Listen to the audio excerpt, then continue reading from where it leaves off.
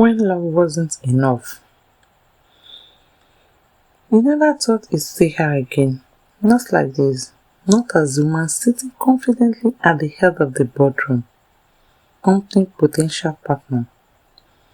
Eniofe swallowed hard, struggling to have the storm inside him as the meeting began. Her portrait hung gracefully behind her. Ibukun, the woman he once left behind for something shinier. Now she was everything he once dreamed to be. Wealth, power, respected and untouchable.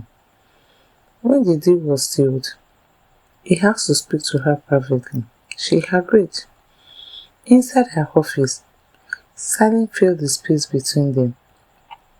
Silence heavy with history.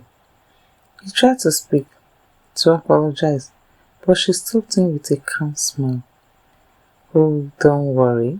Thank you, she said softly, for breaking me when I didn't know I could rise, for forcing me to evolve, to rebuild myself from what you shattered.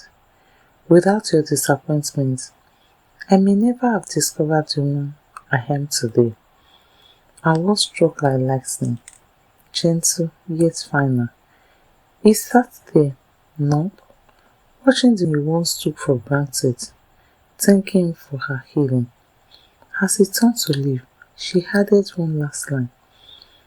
It's rewarding to meet you again, Eniofe. There's really nothing else to say. He walked out quietly, haunted by the truth that he didn't lose a woman. He lost a destiny he wasn't ready for. It began in the simplest of places, a cave near the university gate. Ibukun was soft-spoken, with dreams bigger than her dreams. Eniofe was charming, ambitious and broke, but with promises that sounded like forever. They built castles in the air, painting pictures of a shared future. When life tested those dreams, Ibukun became the backbone. Her father's voice echoed in her memory. This educate to be your safety someday. But safety meant nothing to her when love was gone. She sold her only inheritance, her childhood bank share, just to fund Eniofe's startup dream. She didn't tell anyone, not even her best friend, and said, I believe in him. Then, why not? For months, she worked tirelessly, bidding, crafting, surviving on little sleep. Eniofe promised that soon they'd have their dreams home, their perfect life. But slowly, things changed. Success found him, and with it, pride. Calls became fear, visits shorter, love colder. He didn't look nervous that day. He just looked dumb. Ibukun, he said, avoiding her eyes. I met someone else. He pushed an envelope towards her. Money? A thank you, a goodbye. She didn't cry. She didn't scream.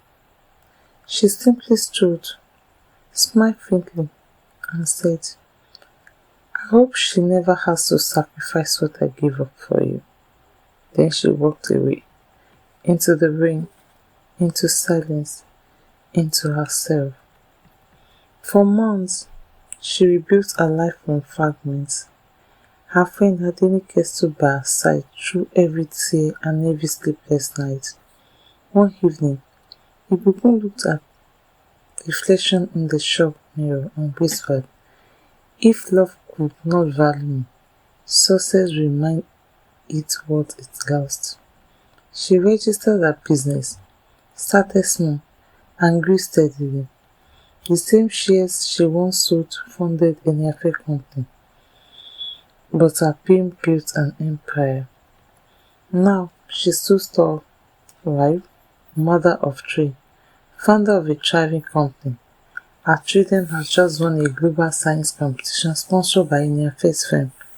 Irony served on a silver plate, and today, fate brought them face to face again, not as a lover, but as a lesson. Sometimes, love isn't the end of your story, it's just the storm that shapes you. And when the rain stops, you'll realize the seed that broke in you was never dying, it was simply becoming something greater.